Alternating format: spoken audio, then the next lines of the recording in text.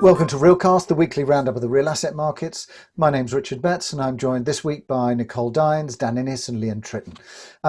Dan, what have you been following? I mean, it's been an undeniably pretty sad and pretty frightening week for anyone working in UK retail, seeing both Debenhams and Arcadia going into administration last Monday night. That's putting about 13,000 people's jobs at risk, and it really is hitting the headlines. And on top of that, as sort of emerging out of that administration news, the Arcadia brands, Topshop, Miss Selfridge, Dorothy Perkins, they're now reportedly worth less than half of their original 800 million value on the news of that administration. Deloitte, who've been appointed as administrators, they're going to be going through Arcadia's books with a fine-tooth comb to see really what value's left. It could include things like stocks, freeholds, and other assets. Topshop's famous flagship store on Oxford Street, that's already rumoured to be on the block for sale by React News. Rumours are going around, that Arcadia might be their chance to finally become an online-only business. Many had actually criticised Arcadia for being a little bit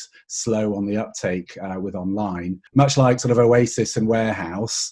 Where the Boohoo Group bought them out of administration earlier this year. But Arcadia filed its accounts last year and it already revealed huge losses and quite a few onerous costs. And that it kind of showed that, their problems had really come to light long before COVID. Elsewhere, other things that we've been following, another great name in the retail high street, Primark, they're a FTSE 100 listed company. They had many of their shop closures across the market. It caused them to lose 430 million in sales just this autumn, reported by Associated British Foods. But, since they've reopened, of course, last Wednesday, apparently they're reporting pretty robust trading. And that's been buoyed up by about 11 of their stores opening 24 hours a day. If you remember, we commented on that a fortnight ago. Primark have reopened all 153 of its English stores after that month-long lockdown. Quarterly results last week actually forecast that sales and profits will both rise next year. And even despite the pandemic, in the 12 months up to September the 12th, Primark still made a profit of 362 million. And if you remember, Primark really expanded off into the real asset market by opening that flagship store up in Birmingham last year. It used to be called the Pavilions Shopping Centre, opposite the Bull Ring. And they transformed like a 5-floor empty shopping centre into the biggest fashion store in the world. And it kind of makes you think, could we see other retailers shift into that space? And then lastly for me, in the UK, offices and REIT markets, Landsec announced a £552 million deal to sell number 1 and 2 New Ludgate in London, citing strong investor demand. The FTSE 100 company, it was once the UK's largest REIT, now overtaken by Segro, of course. It said its exchange contracts as well to sell that site, which is next to the Old Bailey, to the Singapore-based investment firm Sun Venture. Completion's expected at the end of this month. So we're watching that one as well. Great, thanks very much, Dan. I saw some interesting research from Colliers International and CMS around the industrial and logistics side called Exceeding Borders by Kevin Turpin. And there they were saying that 2020 volumes are up on 2019 with the possibility of a record year, but also that industrial and logistics yields are likely to pass retail soon. So just interesting to see how that change is beginning to take shape in the CE markets. Nicole, what have you been following? We had a focus on Proptech this week, and in particular on how Proptech can help the office sector lure tenants back to their workplace. And Andy Saul of Pi Labs had a very interesting idea. He pointed out that we take a lot of time and effort in when we go on holiday for a couple of weeks or even a weekend in looking at reviews and of places we're going to stay for a very limited space of time, but we take very little time finding out the amenities and the well-being in the spaces where you spend hours and hours of our lives, which is the office space.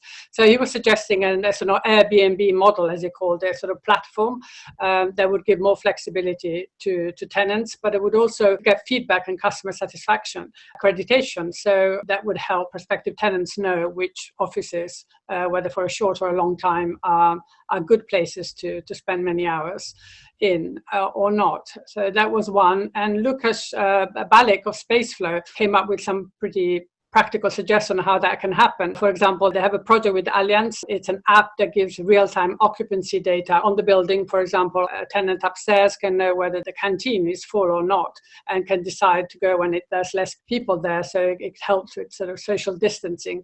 And other things they've been doing in many, many buildings, thousands of buildings, has been also to introduce hands-free entry, lift operation and so on. Again, to give tenants confidence that they can go back to the office in a safe way. And Francesca Brady of Rated said that things like air quality, which were seen as sort of fluffy, nice to have until very recently, are now very much seen as a must-have across the office sector. I also noticed Salesforce agreeing to buy the workplace messaging app Slack for $27.7 billion. That suggests that there's going to be no let-up in terms of the work from home side. Leanne, what have you been following? This year for me has really been the year of data, and I think we've all been kind of overwhelmed by so many opinions. Everyone's got an opinion about the future and what's going to happen. So I've been trying to sort of delve into data as much as possible to see what's actually happening. And Metricus have done some great work around what's actually happening with offices. They put out a report, and in the first lockdown, we went right down to only 5% occupancy in offices. But in fact, after that, it came back much more strongly. People were back in the offices at about 40%. In second lockdown, it went down to about 30%. So for me, the data is showing that even under these very difficult circumstances, the office is very much alive and well. The other thing that I'd like to focus on is really planning permissions in terms of showing not only themes, but also what is happening in the marketplace. I'm going to start off with the Bishopsgate Goods Yard. The team of Ballymore and Hammerson have been working on this for 10 years, and finally Sadiq Khan, the Mayor of London, granted approval. And I think one of the most interesting facets of that is that he was very clear that there is no evidence to say that new office space is not going to be required in London. So I think that's really interesting. I think also the amount of green space in that development is really, really important. As we've seen over this year, there's a real acceleration in terms of developers integrating green space into their development.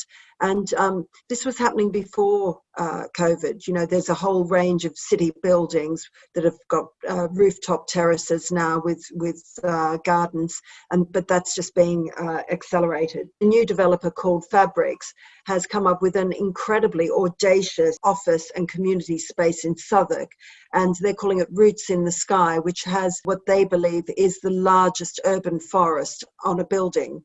And again, Southwark Council obviously saw the value in that, and that got through planning with no problems at all. So that's quite exciting in terms of the way design and developers are working together on that. And then I move up to the West Midlands, actually.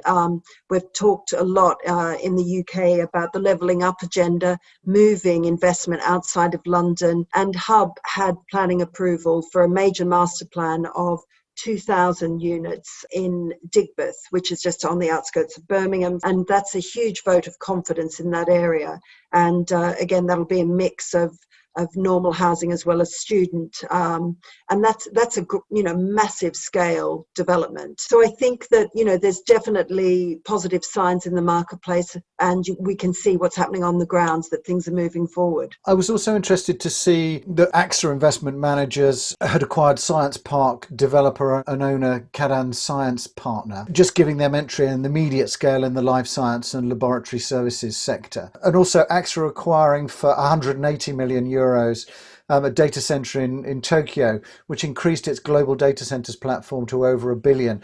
And that picks up on a lot of the themes in terms of the alternative sector and the growing popularity in those that we've been seeing. Thanks very much, Nicole. Thank you, Leanne. Thank you, Dan. Thank you for joining us. I look forward to seeing you next week for our regular roundup of the week in real assets. Thank you.